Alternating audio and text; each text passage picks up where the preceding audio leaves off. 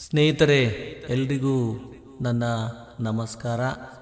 ನನ್ನ ಮಾತು ನಿಮ್ಮ ಜೊತೆಯ ಒಂದು ಮುಂದಿನ ಸರಣಿಗೆ ನಿಮ್ಮೆಲ್ಲರನ್ನ ಸ್ವಾಗತಿಸ್ತಾ ಇವತ್ತು ನಿಮ್ಮೆದುರು ಒಂದು ಘಟನೆಯನ್ನು ನಾನು ವಿವರಣೆ ನೀಡಲಿದ್ದೇನೆ.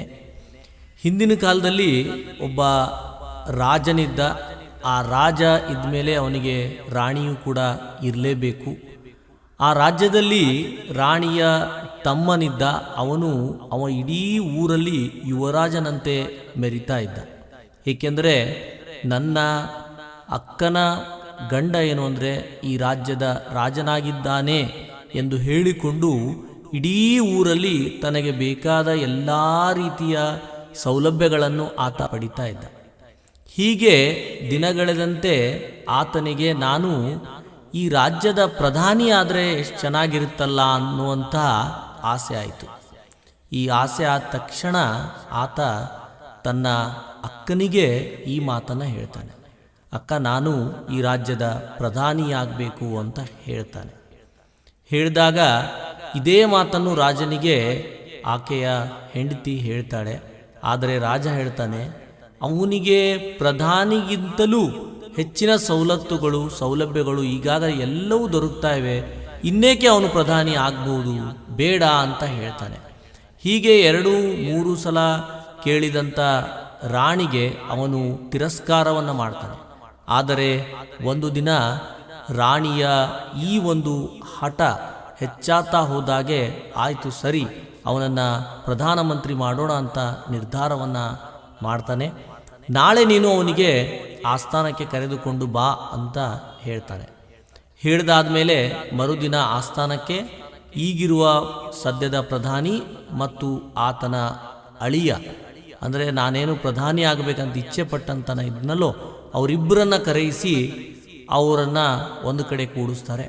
ಆಗ ರಾಜ, ನೋಡು, ನೀನು ಪ್ರಧಾನಿ ಆಗಬೇಕಾದ್ರೆ ನಾನು ನಿಮಗೆ ಒಂದು ಪರೀಕ್ಷೆಯನ್ನು ಇಡ್ತೀನಿ. ಆ ಪರೀಕ್ಷೆಯಲ್ಲಿ ಯಾರು ಪಾಸ್ ಆಗ್ತಾರೋ ಅವರು ಈ ರಾಜ್ಯದ ಪ್ರಧಾನಿ ಆಗ್ತಾರೆ ಅಂತ ಹೇಳ್ತಾನೆ. ಹೀಗಾದಾಗ ಅವರ ಇಬ್ಬರ ಕೈಯಲ್ಲಿ ಒಂದು ಹಿಡಿ ಕಡಲೆ ಬೀಜಗಳನ್ನು ಇಬ್ಬರ ಕೈಯಲ್ಲಿ ಕೊಡ್ತಾನೆ. ನಾನು ಇದನ್ನು ಯಾವಾಗ ಹೇಳ್ತೀನೋ ಆಗ ನೀವು ಈ ಕಡಲೆ ಬೀಜಗಳನ್ನು ನನಗೆ ಮರಳಿ ಕೊಡಬೇಕು ಅನ್ನುವಂಥದ್ದನ್ನು ಹೇಳಿರ್ತಾನೆ. ಅಷ್ಟೇ ಪರೀಕ್ಷೆ. ಇಷ್ಟ ಆದಮೇಲೆ ಆತನ ಅಳಿಯನಾದಂಥವನು ಪ್ರಧಾನಿಯಾಗಿ ಬಯಸಿರುವಂಥ ಈ ವ್ಯಕ್ತಿ ಆ ಕಡಲೆ ಬೀಜಗಳನ್ನು ತೆಗೆದುಕೊಂಡು ತನ್ನ ಕೈಗಳಿಗಿರುವಂತಹ ಆಳು ಮಕ್ಕಳಿಗೆ ಅಥವಾ ತನ್ನ ಸಹಚರರಿಗೆ ಈ ಕಡಲೆ ಬೀಜವನ್ನು ಕೊಟ್ಟು ಇದನ್ನು ಒಂದು ಕಡೆ ಇಡು ಅಂತ ಹೇಳ್ತಾನೆ. ಆದರೆ ಅದಾಗಲೇ ಪ್ರಧಾನಿಯಾಗಿರುವನು ಈ ಕಡಲೆ ಬೀಜಗಳನ್ನು ಹೊತ್ತುಕೊಂಡು ತನ್ನ ಹಲವು ಸಹಚರರಿಗೆ ಕೊಟ್ಟು ಈ ಎಲ್ಲ ಕಡಲೆ ಬೀಜಗಳನ್ನು ಒಯ್ದು ಹೊಲದಲ್ಲಿ ಬಿತ್ತಿ ಅಂತ ಹೇಳ್ತಾನೆ.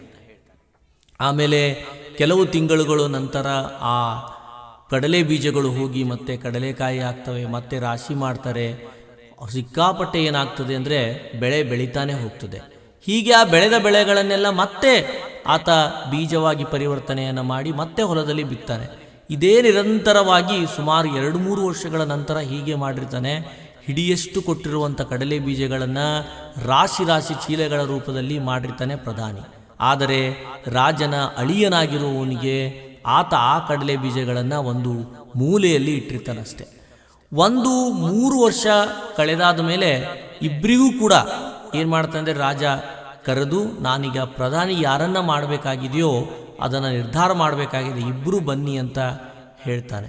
ಹೇಳಿದಾಗ ಆ ಕಡೆ ಅಳಿಯನಿಗೆ ಕಡಲೆ ಬೀಜ ಎಲ್ಲಿವೆ ಅಂತ ಹೇಳಿ ಕೇಳ್ತಾನೆ. 3 ವರ್ಷಗಳ ನಂತರ ಕಡಲೆ ಬೀಜಗಳನ್ನು ಕೇಳಿದ್ರೆ ಎಲ್ಲಿ ಇಟ್ಟಿದ್ದಾನೆ ಅನ್ನುವುದೂ ಕೂಡ ಅವನಿಗೆ ನೆನಪಿರಲ್ಲ. ಆದರೂ ಕೂಡ ತನ್ನ ಸಹಚರಿಗಳಿಗೆ ತರಿಸಿರ್ತಾನೆ. ಆದರೆ ಆ ಕಡಲೆ ಬೀಜಗಳೆಲ್ಲ ಹುಳಗಳೆಲ್ಲ ತಿಂದು ಆ ಕಡಲೆ ಬೀಜಗಳೇ ಅಲ್ಲಿ ಮಾಯವಾಗಿ ಕೇವಲ ಹಿಟ್ಟು ಉಳಿದಿರ್ತದೆ. ಆದರೆ ಇದೇ ಮಾತನ್ನು ಪ್ರಧಾನಿಗೆ ಕೇಳಿದಾಗ ನಿನ್ನ ಕಡಲೆ ಬೀಜ ಎಲ್ಲಿ ಅಂತಂದಾಗ ಆತ ರಾಜನಿಗೆ ಹೇಳ್ತಾನೆ, ರಾಜರೇ, ನಾನು ಆ ಕಡಲೆ ಬೀಜಗಳನ್ನು ಕೈಯಲ್ಲಿ ಹೊತ್ತುಕೊಂಡು ನಿಮಗೆ ತಂದು ತೋರಿಸೋದಕ್ಕೆ ಸಾಧ್ಯ ಇಲ್ಲ. ಹೊರಗಡೆ ರಾಶಿ ರಾಶಿ ಚೀಲಗಳಾಗಿ ನಾನು ಅದನ್ನು ವಾಹನದಲ್ಲಿ ಇಟ್ಟಿದ್ದೀನಿ ಅಂತ ಹೇಳ್ತಾನೆ. ಹೀಗೆ ಹೇಳಿದಾದ ಮೇಲೆ ಆಯಿತು, ಈಗಿನಿಂದ ಇವತ್ತಿನ ಪ್ರಧಾನಿ ಇವರೇ ಅಂತ ಹೇಳ್ತಾನೆ. ಅಳಿಯನ ಮೂರ್ಖತನಕ್ಕೆ ಅವನು ರಾಜ ಅಪಹಾಸ್ಯ ಮಾಡ್ತಾನೆ. ಸ್ನೇಹಿತರೆ, ಇದು ಒಂದು ಘಟನೆ. ಹೀಗಾಗಿ ನಾವು ಸಿಕ್ಕಿರುವ ಅವಕಾಶಗಳನ್ನು ಸರಿಯಾದ ರೂಪದಲ್ಲಿ ಬಳಸಿಕೊಂಡು ಅದರಲ್ಲಿ ನಮ್ಮ ಜಾಣ್ಮೆಯನ್ನು, ನಮ್ಮ ಬುದ್ಧಿವಂತಿಕೆಯನ್ನು ಬಳಸಿದ್ದಲ್ಲಿ ಮಾತ್ರ ನಾವು ಏನಾದರೂ ಜೀವನದಲ್ಲಿ ಸಾಧಿಸಬೇಕಾಗ್ತದೆ ಅನ್ನುವಂಥದ್ದನ್ನು ಈ ಘಟನೆಯ ಮೂಲಕ ನಾವು ತಿಳಿದುಕೊಳ್ಬೋದು. ಎಲ್ರಿಗೂ ಧನ್ಯವಾದಗಳು.